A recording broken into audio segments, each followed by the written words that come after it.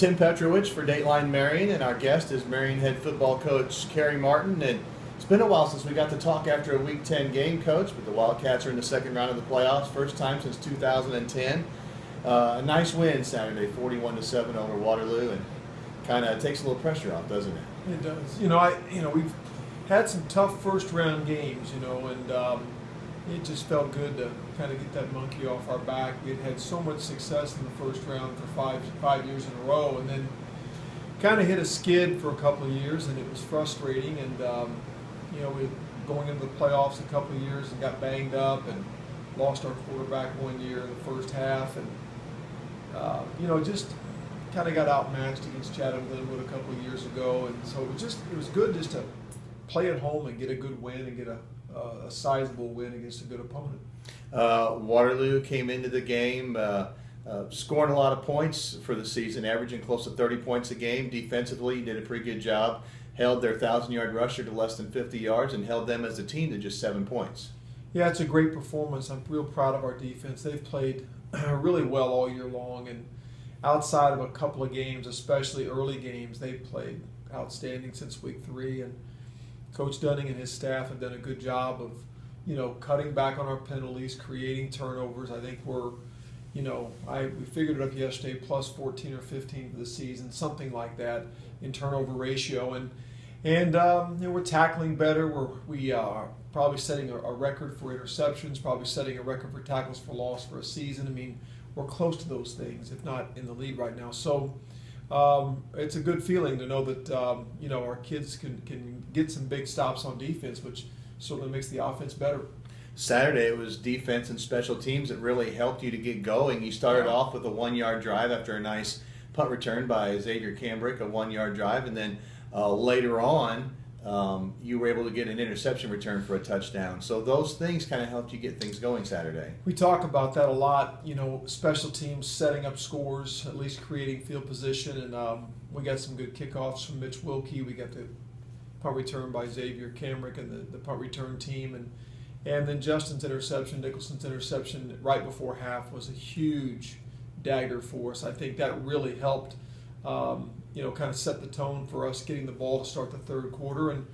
And Waterloo's a good football team, but facing a 27-7 halftime deficit had to be tough to stare at, and especially at our place. And so, it was a really good second quarter. We struggled a bit in the first, as you said, but the passing game opened up everything else, and then we got some big plays, and I felt good going into halftime. I felt like we had a lot of momentum.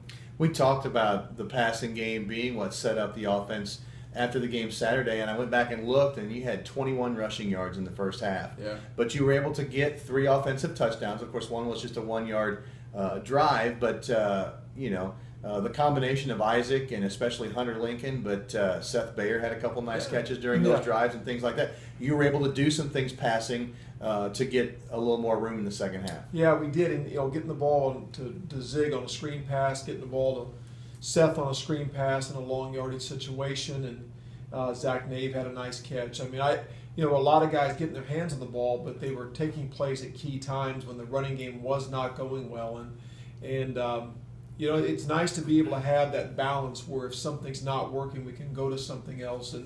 And running game has helped out the passing game this year. I thought the passing game in this game helped out the running game quite a bit.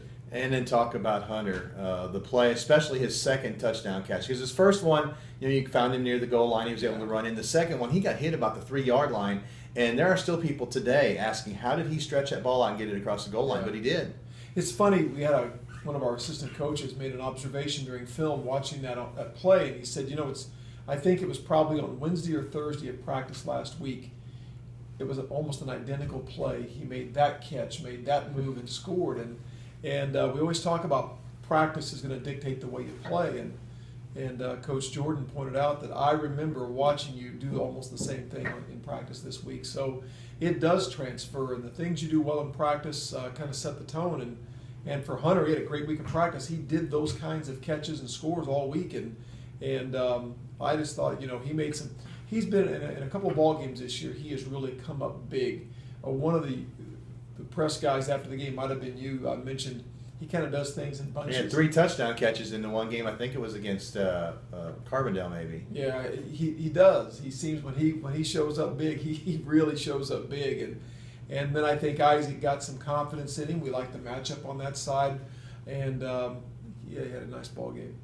And then in the second half, after you established things with the pass, the running game came around. You finished with I think close to 190 yards rushing. And, of course, Braden Ziegler went from 2 yards in the first half to 135 in the second half. Yeah, a couple of big runs. The offensive line, I think, got some things squared away and played a lot better in the third quarter. And Zig made a couple of big runs and broke some tackles and did what he's been doing all year. To be a 1,000-yard rusher, you've got to be consistent. And he has been Mr. Consistency from week 1 through week 10. He very seldom has a game that's less than 80, and not too many that are more. 135 is almost as high, but right at 1,000, so right at 100 yards a game. Yeah, he's as I said, the model of consistency. We talk about the definition of greatness means being good all the time. You know, one great game doesn't make you a great player, but 10 good games could make you a great player. So I'm proud of him. He came to me in the off season last year and said, I want to be the fullback on this football team, and I knew he was in the mix, but to him to come into my room and knock on my door and say, hey, Coach, I just want you to know I'm going to work to be the feature back. I'm going to work to be the F in our offense. And he said, I want to be like Henry Jones was. And he had set a goal for himself. And, you know, I thought he could do it. Wasn't sure he would do it. And here we are, start going into week 11, and he's done that. You know, he's very comparable to Henry Jones with the way he runs, so too. I'm proud of him for that because he had a goal in mind, and he's been very determined, worked extremely hard in the offseason, had a great summer, and he made it happen. So it's nice to have him there and then to be able to rely on Xavier and Mike Bradshaw and Isaac to run the ball as well and some other people. I mean, that's been a nice backfield to have and a really a solid group week in and week out. Well, you have to talk about them sometime. Right. And you get to talk about them in week 11. But it's in week 11, so that's a good thing. Right. But Saturday is Sacred Heart-Griffin. Yeah. And, of course, this is the team that everybody says is the team to shoot for and the team to be like in Class 5A. And you get a crack at them this Saturday. Yeah, they may be arguably the best team in the state at any class. And I hear that from a lot of different people. But they won the state championship last year in 5A, and they're returning a very good football team again. They are the bar setter for 5A football, and we've talked about this conference quite a bit with Chatham and Jacksonville and Rochester and Decatur MacArthur and a whole bunch of others, and that conference is powerful, and it starts with these guys. They are on a great run the last 25, 30 years. Ken Leonard has been an amazing football coach there and built a program of success, consistency. They're good. They're the real deal, and so for us, we've spent the last 10 years in the playoffs, and somehow we avoided them for 10 years. And I've told my staff and our kids, sooner or later, we're going to have to play Sacred Heart. If you're in, and it's going to be a good day when you do. It means you're in the playoffs, and it means you're winning playoff games, and so this is it. This is our opportunity to go play the best, and ask the kids to embrace that opportunity and see what we can make of it, and we're excited about that chance to go find out if we can make some magic happen against a very, very good football team. And I'm sure you've seen film and know a little bit about them. Of course, their offense starts with their quarterback, Gabe Green, a 3-year starter, and I was looking at some numbers, 75% completion ratio, 2,100 yards passing, 30 touchdowns, and 2 interceptions. But it's pretty good, but he runs the ball too, and he orchestrates the offense that has a lot of running yards. They're averaging 53 points a game, so it's not just Gabe Green passing either. No, he's the captain. He's the one that's operating that ship. I mean, he may not make all the scores and make all the runs, but he's the one that's directing traffic, and he's the one that's delivering the ball and making the offense go. And I watched him quite a bit last year, and I saw him in the championship game last year, and he's a special player. And I know Coach Leonard speaks very highly of his leadership abilities and his talents, and he's outstanding. And again, when you think of Sacred Heart's offense, I think it starts with him and all the things that he's done the past 3 years as a starter. And then because they've got so many other weapons in the backfield and the receiver corps, things like that, he has a lot of different decisions he can make, and he does a pretty good job at that too. Yeah, they're a read-based offense where they're going to have options of running or passing based on a read that they get at the snap of the ball, so they're very difficult to defend. You can't overcommit to anything. You can't get into a guessing game, or they'll just simply go to the other option. So Coach has done a great job of implementing this system, and the kids have done a great job of operating it and running it.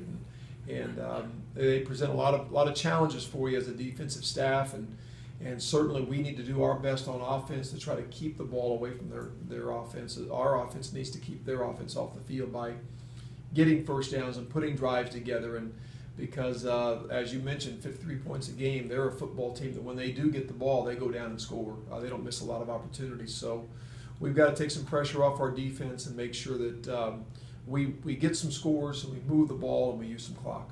One of the things they like to do, and Coach Leonard talked about that, is they like to run a fast-paced game and run a lot of plays. And that's similar to what you do. Right. So, their intent is to try and wear the opposition down by running a lot of plays. But when you practice that every day here, that maybe it helps you out a little bit. Yeah, Waterloo was an up-tempo team as well. And we talked about we don't see a lot of up-tempo teams in our conference. And we talked about what that's going to be like. And our kids were like, well, we see it every day. So it's not something new to us. We're kind of accustomed to it. So maybe it'll have an impact, but maybe not the impact unless it was a team who hadn't seen it before. We see it quite a bit in practice. So we are prepared for it. It's something that we do, and we understand the benefits and the pros and cons of it. So I think we expect that out of them. I know Rochester's another school in that conference that plays a lot of up-tempo. Jacksonville does. So that conference is known for its up-tempo style of football, getting a lot of plays in a very short amount of time. What do the Wildcats have to do to be successful on Saturday? I'm sure you've figured a few things out. What can you do? Well, we like our game plan. It's a matter of execution. We've put a lot of time into coming up what we think will work best for us. And certainly, as I mentioned before, we need to keep their offense off the field. We've got to put some drives together. And one thing I noticed, they make a lot of big plays on defense, a lot of interceptions, a lot of pick six for touchdowns, and we can't let those easy scores take place. We got off on the wrong foot against Chatham, I know, with a pick early and pick six early, I think it was, and we don't want to give them anything extra. We want to make them earn everything they get, and I feel like if we can avoid mistakes and we can chip away and we can make some plays and we can be more unpredictable if we can, and use our screen game and try to do some things up tempo as well. And we've got to hang on to the football, not turn the ball over. We got to get some stops on defense. We've been a big play team since about week 3, and we have to continue doing that. We've got to make some throws, make some catches. We got to create some turnovers, and I think special teams early in the game especially be big for us. We can't make mistakes in the special teams area. We got to get some big plays out of our special teams like we have. And back to the whole season, you've won 8 games. 7 of those 8 games, you've scored 40 or more points. Right. So you can score some points, which is something that will definitely help you. Yeah. Well, and that's a big part of this ball game. It's they're going to score some points. There's no doubt. So we have to make sure we score some points, and we keep this a football game as long as we can. It's almost like you're playing 4 separate games, 1 quarter at a time. And we have to extend this game. The longer we can extend it, the better chance we've got. If we fall behind early, it's going to be a tougher battle.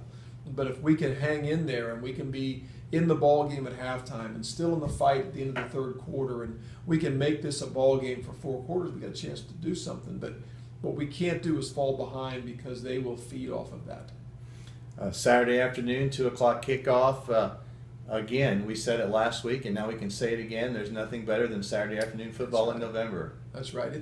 As I said, it's each step you take, it's a little sweeter, and to be in the final 16 in Class 5A is a huge deal. It's been a great season, and we want to see that thing extended. And most of all, I'm excited to see what our kids can do with this number 1 ranked monster that sits ahead of us. I'm excited about the opportunity to coach against them.